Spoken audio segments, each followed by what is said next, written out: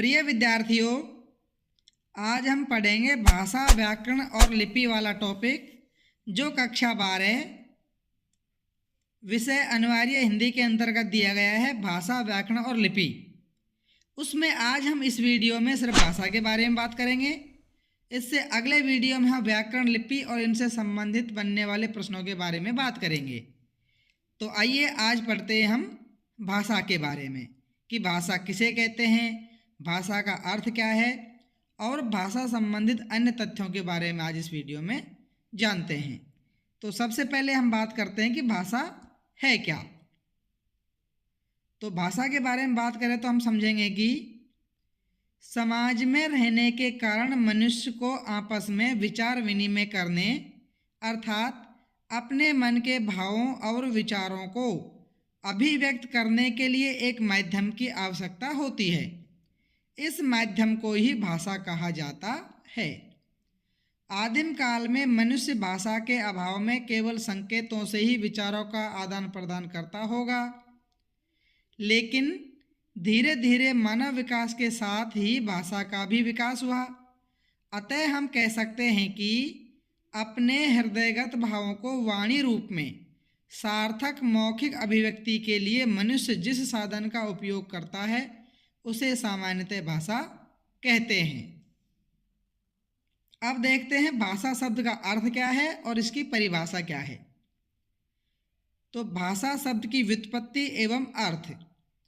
भाषा शब्द संस्कृत की भाष धातु में टाप या हिंदी का अ प्रत्यय लगने से बना है, जिसका अर्थ है कहना, उच्चारण करना, बोलना, बताना आदि। लेकिन व्याकरण के अनुसार भाषा का अर्थ है व्यक्त वाणी। संस्कृत में युक्ति प्रचलित है, भाष वक्तायाम वाची। भाष यानी भाषा है, वक्तायाम यानी बोलने वाले की, वाची यानी वाणी, अर्थात बोलने वाली की वाणी ही भाषा है। एक अन्य परिभाषा देखते हैं। व्यक्त वाणी के रूप में जिसकी अभिव्यक्ति की जाती है उसे भाषा कहते हैं। एक दूसरी परिभाषा देखते हैं। मानव के वाक अवयवों द्वारा, वाक अवयव का मतलब होता है हमें बोलने में जिन अंगों का उपयोग किया जाता है उनको कहेंगे वाक अवयव। तो मानव के वाक अवयवों द्वारा उच्चरित स्पष्ट, सार्थक एवं अर्थपूर्ण अभिव्यक्ति ही भाषा है। यहाँ हम कामता प्रसाद गुरु के अनुसार भाषा की परिभाषा देखेंगे। तो कामता प्रसाद गुरु कहते हैं, भाषा वह साधन है जिसके द्वारा मनुष्य अपने विचार दूसरों पर भली भांति प्रकट कर सकता है और दूसरों के विचार स्वयं स्पष्टतः समझ सकता है। ये परिभाषा है कामता प्रसाद गुरु के अनुसार। अब हम देखेंगे भाषा के रूप। तो भाषा के मुख्यतः 3 रूप होते हैं। एक मौखिक भाषा, दूसरा लिखित भाषा, तीसरा सांकेतिक भाषा। तो सबसे पहले हम देखते हैं मौखिक भाषा को। साधारणतया बोलचाल की भाषा को मौखिक भाषा कहते हैं, अर्थात बोलकर विचारों को अभिव्यक्त करना मौखिक भाषा कहलाता है। जैसे नेताजी का भाषण मौखिक भाषा का उदाहरण है। जैसे नेताजी कोई भाषण देते हैं तो वो उनका भाषण मौखिक भाषा के अंतर्गत माना जाता है। भाषा का दूसरा रूप है लिखित भाषा। जब उच्चरित ध्वनि संकेतों को निश्चित चिन्हों या ध्वनि संकेतों द्वारा लिखकर अंकित किया जाता है उसे लिखित भाषा कहते हैं। इसका उदाहरण है जैसे परीक्षार्थियों का उत्तर पुस्तिका में प्रश्नोत्तर लिखना लिखित भाषा का उदाहरण है। तीसरा भाषा का रूप है सांकेतिक भाषा। सांकेतिक भाषा वह भाषा है जिसमें किसी भी बात को बताने के लिए लिखने व बोलने की बजाय हाथों, शारीरिक हाव भावों, चेहरे के भावों, आँखों के इशारों आदि आंगिक चेष्टाओं का प्रयोग किया जाता है। सांकेतिक भाषा के उदाहरण की बात करें तो आजकल यातायात के नियमों में सांकेतिक भाषा का उपयोग किया जाता है। संपूर्ण विश्व में लगभग 3000 से अधिक भाषाएं प्रचलित हैं। विश्व की इन भाषाओं को 13 भाषा परिवारों में बांटा गया है।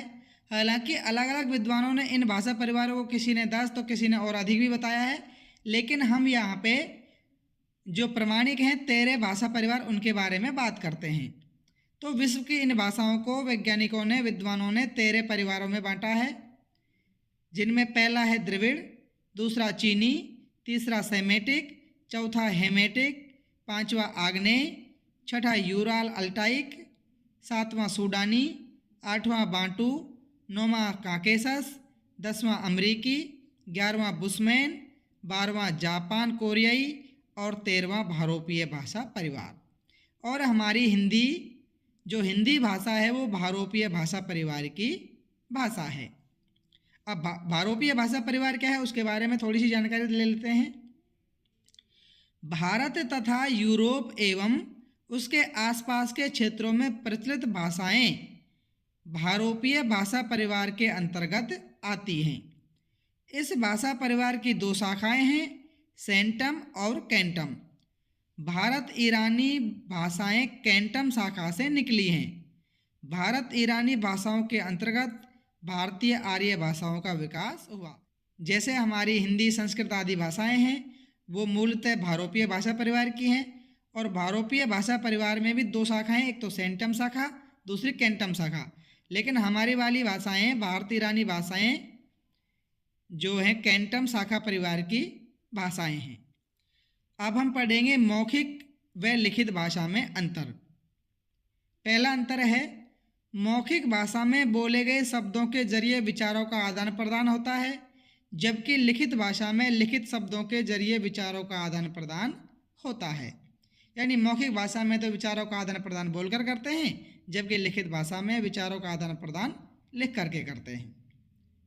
मौखिक भाषा में वाक्य छोटे छोटे होते हैं, जबकि लिखित भाषा में वाक्य बड़े होते हैं। मौखिक भाषा स्वाभाविक होती है, जबकि लिखित भाषा कृत्रिम होती है। मौखिक भाषा पर स्थानीय बोलियों का प्रभाव रहता है, जबकि लिखित रूप में नहीं होता, क्योंकि लेखक संयत होकर के व्याकरण के नियमों में आबद्ध होकर के लिखता है, इसलिए लिखित भाषा पर स्थानीय बोलियों का प्रभाव नहीं होता है। मौखिक भाषा परिवर्तनशील होती है, जबकि लिखित भाषा स्थिर होती है। मौखिक भाषा में सदैव ताजगी रहती है, जबकि लिखित भाषा रूढ़ और प्राचीनता से युक्त होती है। मौखिक भाषा में शब्दों का चयन सरल, अनौपचारिक और ज़्यादा दोहराव वाला होता है, जबकि लिखित भाषा में निश्चित शब्दावली का प्रयोग किया जाता है। मौखिक भाषा परिवर्तनशील है, जबकि लिखित भाषा स्थिर, स्थायी और एकरूपी होती है। मौखिक भाषा में व्याकरणिक नियमों का उचित ध्यान नहीं रखा जाता, जबकि लिखित भाषा में व्याकरणिक नियमों का पूर्णतः पालन किया जाता है। अब देखते हैं भाषा के विविध रूप। भाषा के कौन कौन से रूप होते हैं? अनेक व्यक्तियों के संपर्क में रहने के कारण भाषा के अनेक रूप विकसित हो जाते हैं, जैसे मूल भाषा, विभाषा, बोली और उपबोली। तो सबसे पहले पढ़ेंगे हम मूल भाषा को। आज विश्व में बोली जाने वाली भाषाओं के मूल में तो एक ही भाषा रही होगी, लेकिन आज भाषा के पारिवारिक वर्गीकरण में विश्व में कई भाषा परिवार हैं।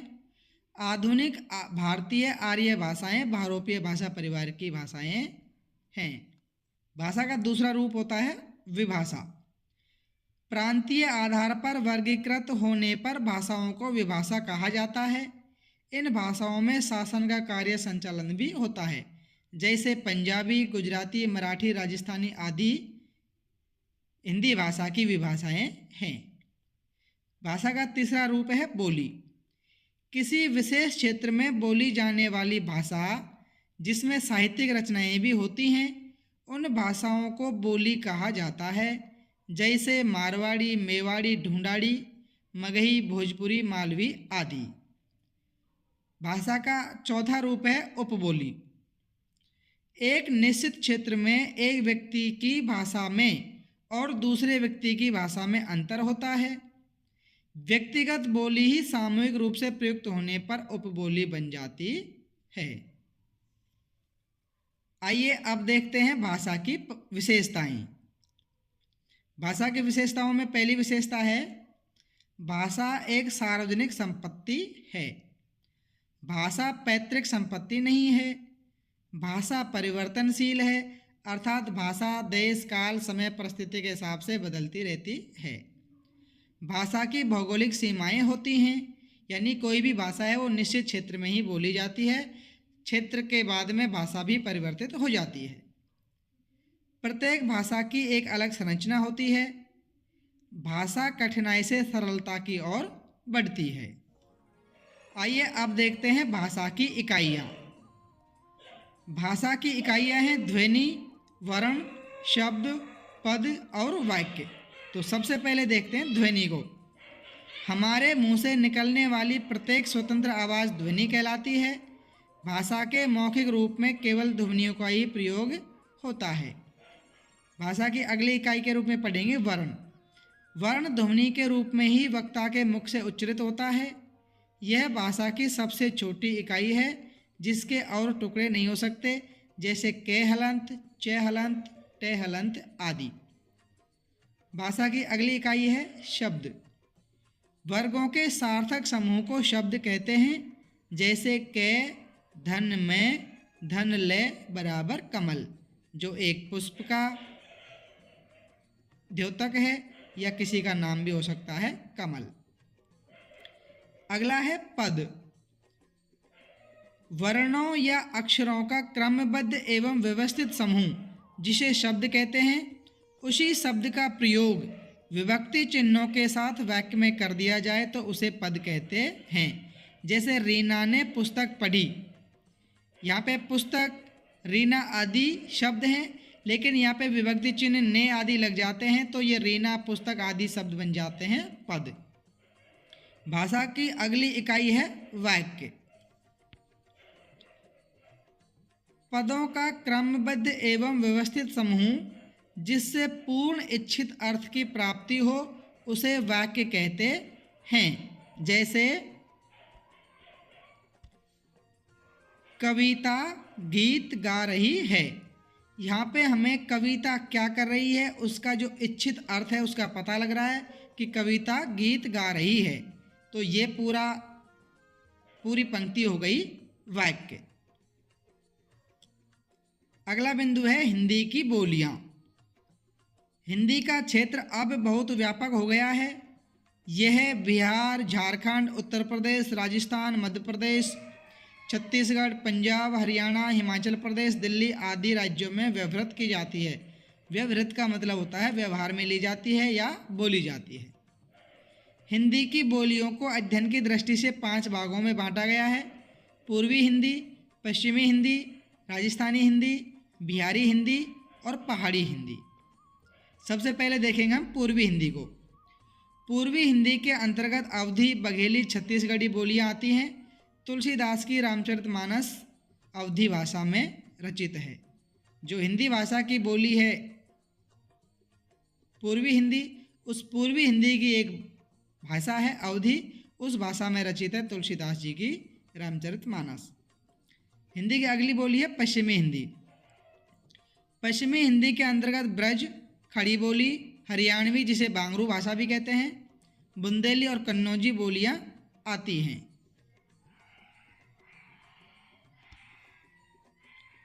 खड़ी बोली विशेषकर दिल्ली, मेरठ, गाजियाबाद और उसके आसपास के क्षेत्रों में बोली जाती है। राजस्थानी हिंदी। राजस्थान प्रदेश में प्रयुक्त बोलियों के समूह को राजस्थानी हिंदी कहते हैं। राजस्थानी हिंदी में मारवाड़ी, मेवाड़ी, मेवाती, हाड़ौती बोलियां शामिल हैं। बिहारी हिंदी। बिहारी हिंदी में मगही, भोजपुरी और मैथिली बोलियां शामिल हैं। मैथिली के प्रसिद्ध कवि विद्यापति की रचना पदावली मैथिली भाषा में ही रचित है। पहाड़ी हिंदी। इसके अंतर्गत गढ़वाली, कुमाऊनी, मंडियाली आदि बोलियां शामिल हैं। भाषा के बारे में अगला बिंदु है हिंदी भाषा का संवैधानिक विकास। हिंदी भारत की राजभाषा है। राजभाषा का अर्थ है राजकाज की भाषा, अर्थात वह भाषा जो देश के राजकीय कार्यों के लिए प्रयुक्त की जाती है राजभाषा कहलाती है। 14 सितंबर 1949 को संविधान सभा में विचार विमर्श के बाद अनुच्छेद 343(1) में संघ की राजभाषा के रूप में हिंदी व लिपि देवनागरी को मान्यता दी गई। इसलिए 14 सितंबर को प्रतिवर्ष हिंदी दिवस मनाया जाता है। संविधान की 8वीं अनुसूची में शामिल भाषाओं की संख्या 22 है।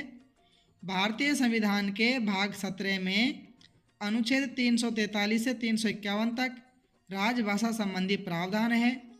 भारतीय संविधान की 8वीं अनुसूची में शामिल 22 भाषाएं हैं, जिनका नाम है असमिया, बंगाली, गुजराती, हिंदी, कन्नड़, कश्मीरी, कोंकणी, मलयालम, मणिपुरी, मराठी, नेपाली, उड़िया, पंजाबी, संस्कृत, सिंधी, तमिल, तेलुगु, उर्दू, बोडो, संथाली, मैथिली और डोगरी।